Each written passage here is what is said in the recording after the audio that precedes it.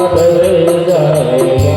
तुम तसल्ली न दो सिर्फ बैठे रहो, तुम तसल्ली न दो सिर्फ बैठे रहो। रंग महफिल का सारा बदल जाएगा, रंग महफिल का सारा बदल जाएगा। दुख से तपता हुआ और सताया हुआ, दुख से तपता हुआ और सताया हुआ। मेरा गिरता हुआ दिल संभल जाएगा, वो मेरा गिरता हुआ दिल संभल जाएगा।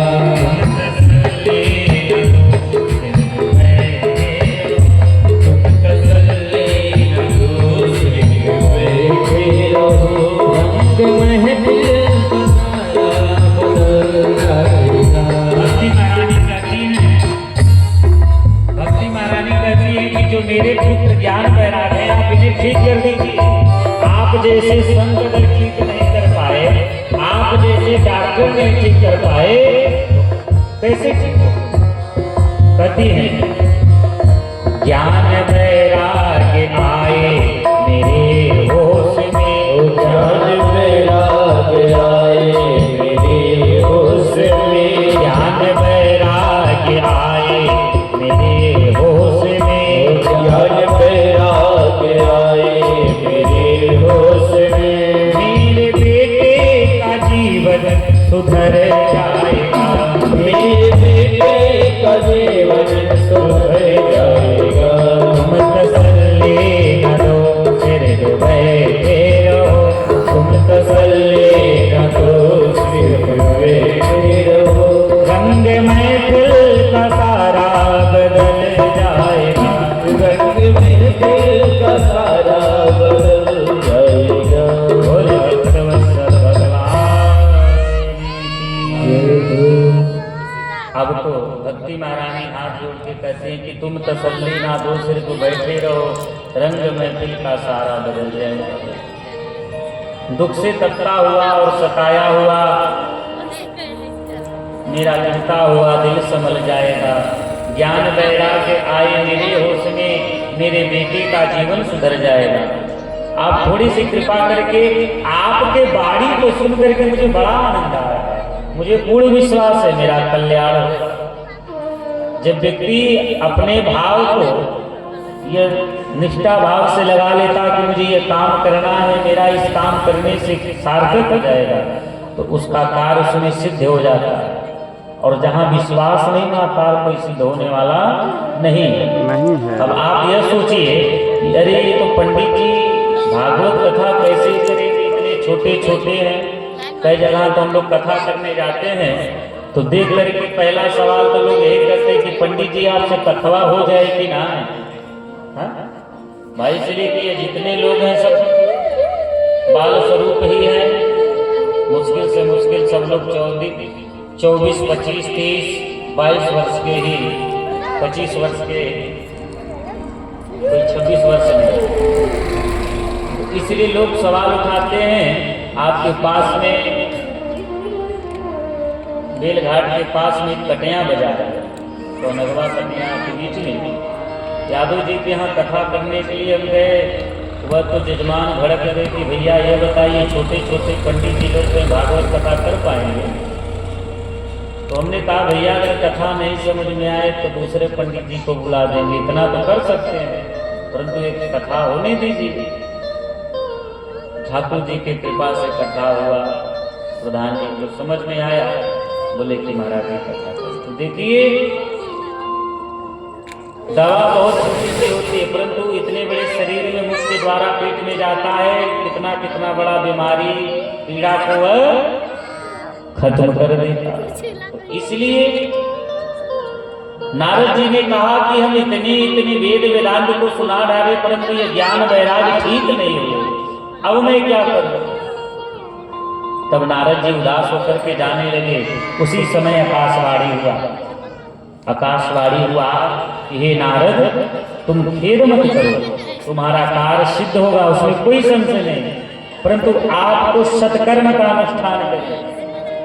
आकाशवाणी हुआ कि आप सत्कर्म का अनुष्ठान करिए। नारद जी ने कहा ये सत्कर्म का अनुष्ठान कैसे क्या होगा?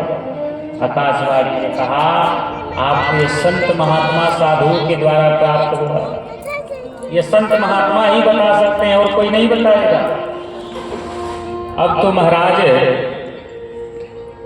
उसी समय नारद जी संत महात्मा से जाके पूछने लगे कि भैया ये बताओ कि ये सत्कर्म का अनुष्ठान क्या होता है? अब जो संत महात्मा थे नारद जी की देख देख करके भाग जाते थे। क्यों? कि नारद जी ब्रह्मा जी के मानस पुत्र हैं और संतों में सिद्ध कोटि के संत हैं, उच्च कोटि के संत हैं। ये तो वही हाल हो गया जो डॉक्टर साहब ऑपरेशन करते हैं और नर्स से आके पूछे कि भैया ऑपरेशन कैसे होगा, वो नर्स भी पागल हो जाएगा कि डॉक्टर साहब आप ऑपरेशन आप करते हैं और आप हमसे पूछ रहे हैं। संत महात्मा कहते हैं कितने सिद्ध कोटि के संत आप हैं और आप हमसे पूछ रहे हैं कि सत्कर्म का अनुष्ठान क्या है? उसी समय कोई मोह धारण कर लिया कि महाराज हमारा 9 दिन का व्रत चल रहा, हम बोल नहीं सकते। कोई देखे नारद जी आ रहे हैं तो रास्ता बदल के भाग जाए कि कहीं नारद जी कुछ पूछ ना ले।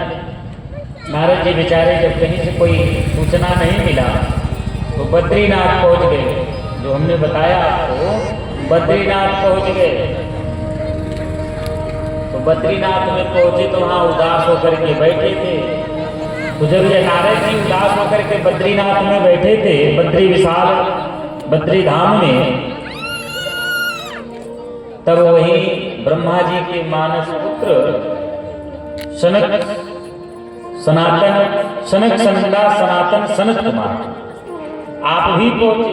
तब नारद जी को उदास देखे तो वही पूछे कि भैया आप उदास क्यों हैं? तो नारद जी ने सारे बातों को बताया कि हमने इसी के कारण हम उदास बैठे हैं, इसमें मेरा कोई कारण नहीं है, परंतु भक्ति महारानी के पुत्र ज्ञान वैराग माता जवान पुत्र बुजुर्ग हो गए, उनका उद्धार कैसे होगा? हमने गीता का पाठ किया, 17 पुराण का पाठ किया, 4 वेद का पाठ किया, परंतु कोई लाभ नहीं मिला। इसलिए अब आप ही बताइए कि सत्कर्म का अनुष्ठान क्या है?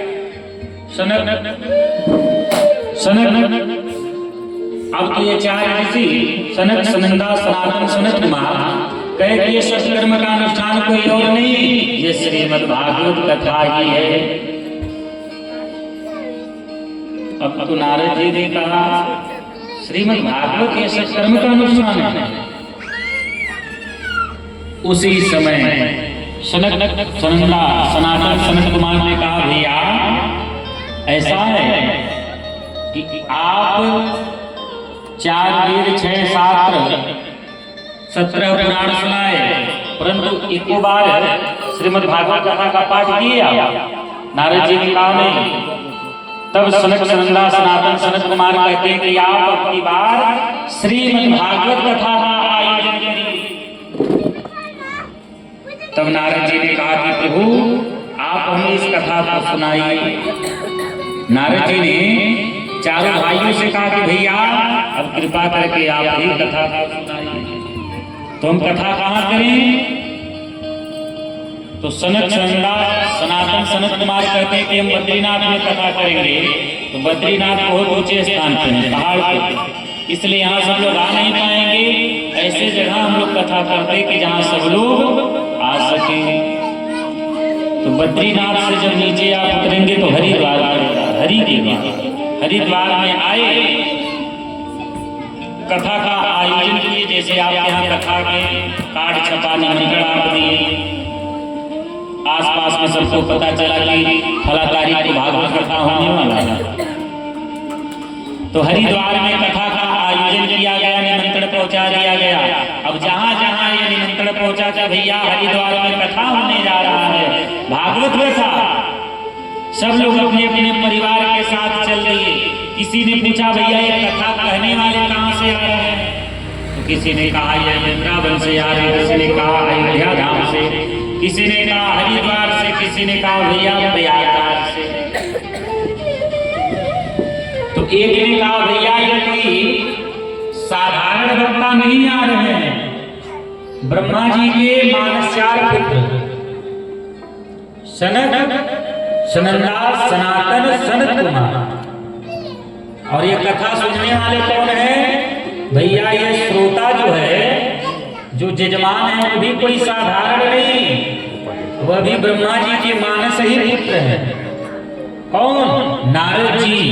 अब लोगों ने सुना कि भैया ये कथा में बड़ा आनंद आएगा, ये जो वक्ता है, जो कथा कहने वाला, ये बड़ा बढ़िया से समझा है और प्रकांड विद्वान भी है, इसलिए अवश्य इस कथा को सुनने के लिए चले। और इस कथा को सुनने वाला भी कोई साधारण नहीं, ये ब्रह्मा जी के ही पुत्र नारद जी। इसलिए इस कथा में हम अवश्य पहुंचेंगे। सब लोग अपने बाल बच्चे, परिवार, कोई गुरु के साथ, कोई शिष्य के साथ, कोई भाई, कोई बंधु, सब लोग वहां पहुंच गए। अब वहां एक वक्ता नहीं, मंच पे 4 वक्ता बैठे, सनक, सनंदा, सनातन, सनत कुमार, ये 4 ऋषि।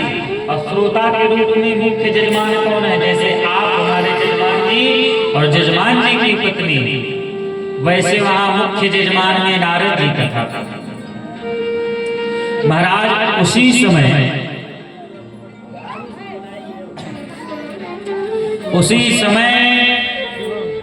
नारद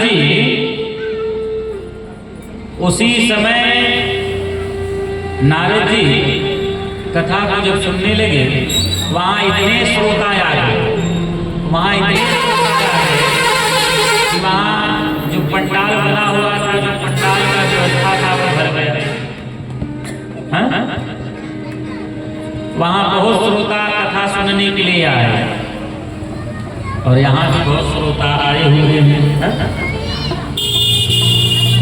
एक दिन का कथा हुआ, दूसरे दिन का कथा हुआ, तीसरे दिन का कथा हुआ, चौथे दिन का कथा हुआ, 5वें दिन का कथा हुआ, 6वें दिन का कथा हुआ, 7वें दिन का कथा हुआ। भक्ति ज्ञान वैराग के साथ पंडाल में आकर के खड़ा होकर के काका भैया नाचने लगे। नारद जी देखे तो भैया देखते ही रहे कि हे भगवान, हमने 4 वेद, 17 पुराण, 6 शास्त्र को पाठ किया, तो ये जग करके सो गए, और भागवत कथा हुआ तो ये चल करके आए तो ठीक है, परंतु खड़ा होकर के नाचने लगे। नारद जी कहते हैं कि प्रभु कैसे तेरी माया है, धन्य है प्रभु, मैंने 4 वेद, 6 शास्त्र, 17 पुराण बनाया, जग करके सो गए, परंतु भागवत कथा हुई तो चल करके इतना दूर से आए और आकर के नाचने लगे कि प्रभु कैसी तेरी माया है, प्रभु कैसी तेरी माया है, मुझे समझ नहीं आया है, प्रभु कैसी तेरी माया है, मुझे समझ नहीं आई। प्रभु कैसी तेरी माया है,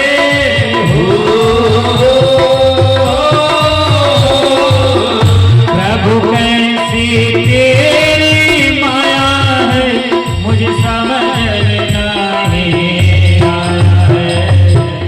प्रभु कैसी तेरी माया है,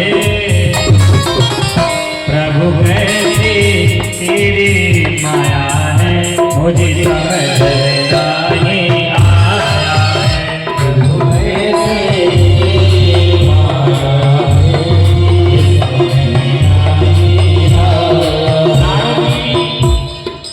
नारद जी उसी समय देख करके प्रभु कैसी तेरी माया है, मुझे समझ में नहीं आया। धन्य है प्रभु आपकी लीला।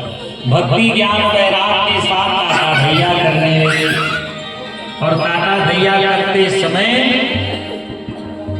नारद जी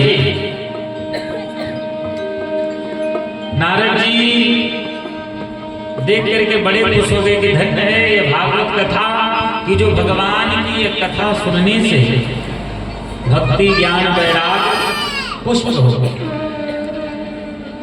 महाराज उसी समय संतों के द्वारा संत की कथा सुनने के कारण माया दासी बन गई और ज्ञान वैराग पुष्ट हो गए, ज्ञान वैराग ठीक हो गए।